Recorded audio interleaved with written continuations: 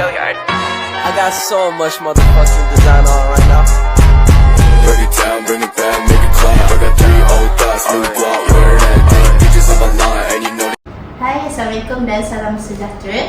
Hari ini saya Yuni Fatihah binti Afrizon bersama 3 rakan panel saya iaitu Siti Nurantasa, Sharifah Aida Husna dan juga Siti Maisara Afifah akan mengupas dan membicarakan isu yang berkaitan dengan kesihatan mental kanak-kanak. Seperti sedia tahu, isu ini merupakan isu yang serius dan sentiasa menjadi bimbangan para ibu bapa dan topik bicara di bibir masyarakat kini.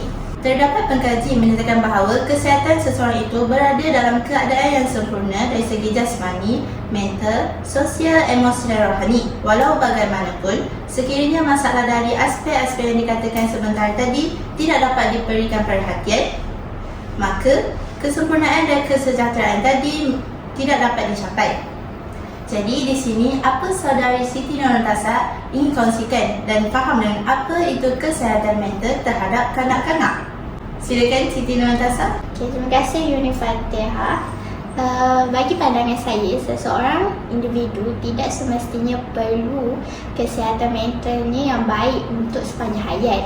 Ada kalanya setiap individu mempunyai mentalnya yang tidak berapa baik.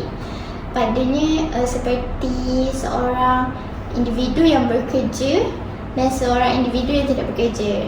Mesti individu yang bekerja itu mempunyai kesihatan mental yang agak teruk berbanding dengan tidak bekerja. Seterus untuk sambungan itu, kanak-kanak boleh mendapatkan penyakit mental daripada segi masalah yang dihadapi, antaranya perceraian ibu bapa, pergaduhan berdepanan. Perkara-perkara ini akan membawa kanak-kanak itu menjadi kemurungan. Perkara ini akan menyebabkan mental mereka tidak sihat. Sekian daripada penjelasan saya. Terima kasih saudari Natasa.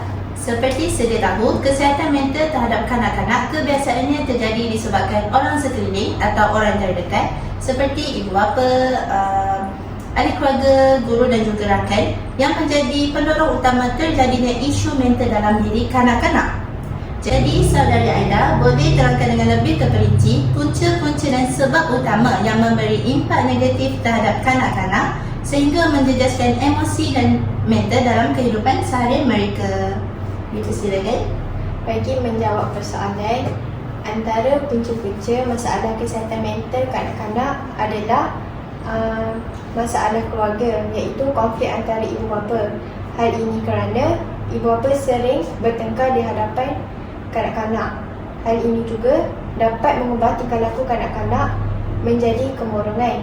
Kemurungan yang dialami oleh kanak-kanak akan membawa kepada gangguan, iaitu proses pembesaran seperti proses pembelajaran dan jalinan perhubungan. Juga akan menyebabkan kanak-kanak tidak fokus dan mengalami gangguan kerana pemikiran mereka teringat apa yang terjadi di rumah. Sekiranya ia tidak dirawat, berkemungkinan kanak-kanak akan hilang percaya kepada diri sendiri dan akan mengasingkan diri daripada orang lain. Selain itu, ibu bapa yang suka mengongkong kanak-kanak juga merupakan punca masalah kesihatan mental kanak-kanak. Hal ini dikatakan demikian kerana kanak-kanak tidak berasa bebas seperti rakan-rakan yang lain. Ini juga dapat memberi tekanan dan anak-anak mudah memberontak. Seterusnya, kerap guna gadget juga merupakan masalah kesihatan mental kanak-kanak. Hal ini kerana ketidakmatangan penggunaan media sosial yang seharusnya dipantau oleh ibu bapa. Justru itu, ini akan memberi masalah ketagihan dan juga masalah kesihatan kepada kanak-kanak. Terima kasih, itu sahaja ulasan daripada saya. Terima kasih saudari Aida. Dengan isu dan punca kesihatan mental kanak-kanak yang diterangkan sebentar tadi, saudari Maisara, bagaimana kita suatu hari nanti akan menjadi seorang pendidik dan seorang ibu perlu mengambil langkah awal untuk mengatasi terjadinya hal sebegini. Jadi saudari boleh kemukakan cara-cara yang berkesan untuk mengatasi masalah kesihatan ini untuk pengetahuan dan langkah persediaan untuk orang ramai. Nanti menjawab persoalan saudari Yuni Fatihah, cara-cara mengatasi masalah mental kanak-kanak, kita terdapat 3 langkah yang mudah untuk ibu bapa amalkan, iaitu yang pertama, ibu bapa boleh mengisi masa terluang masa kekosongan mereka dengan aktiviti-aktiviti yang berfaedah seperti bergotong royong, bersih rumah, berkelah dan sebagainya. Langkah yang kedua pula adalah ibu bapa tidak seharusnya menunjukkan kekasaran atau kegaduhan di hadapan kanak-kanak agar emosi mereka tidak terganggu dan mereka mudah fokus untuk belajar. Dan langkah yang terakhir pula adalah seorang ibu bapa, kita perlulah sentiasa ambil tahu dan ambil berat tentang perkembangan anak-anak agar anak-anak kita ni macam rasa dihargai dan rasa macam ibu kita ni ambil berat pasal kita. Itu saja daripada saya. Sebelum berakhir forum kita pada hari ini, saudari-saudari sekalian, saya ingin bertanya, adakah relevan penyakit mental ini dalam kalangan kanak-kanak? Bagi menjawab persoalan saudari, dari research saya, masalah penyakit mental dalam kalangan kanak-kanak kian meningkat daripada tahun 2016. Ada satu kes yang menyebabkan seorang budak yang berusia 10 tahun melakukan percubaan bunuh diri.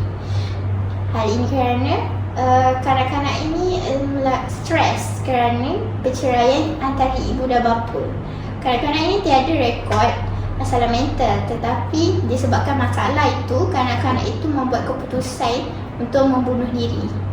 Seterusnya, menurut Kesihatan Kajian Malaysia, penyakit mental kanak-kanak ini boleh dikatakan ada 3 percubaan untuk bunuh diri. Yang pertama, kanak-kanak adanya idea untuk percubaan bunuh diri. Kedua, adanya perancangan. Dan yang ketiga, kelakuan untuk percubaan bunuh diri. Itu sahaja dari penerangan. Terima kasih atas perkongsian saudari Natasha. Secara keseluruhannya di sini jelaskan mengenai apa itu kesihatan mental kanak-kanak, punca-punca dan cara untuk mengatasi isu ini bagi semua pihak yang telah diterangkan oleh saudari-saudari sebentar tadi. Jelas, kesihatan mempengaruhi segala aktiviti harian dan juga gaya hidup seseorang individu. Sesungguhnya, badan yang cergas akan menghasilkan minda yang cerdas. Oleh itu, semua pihak harus berganding bahu dan menitik beratkan isu kesihatan mental ini terhadap anak-anak mereka.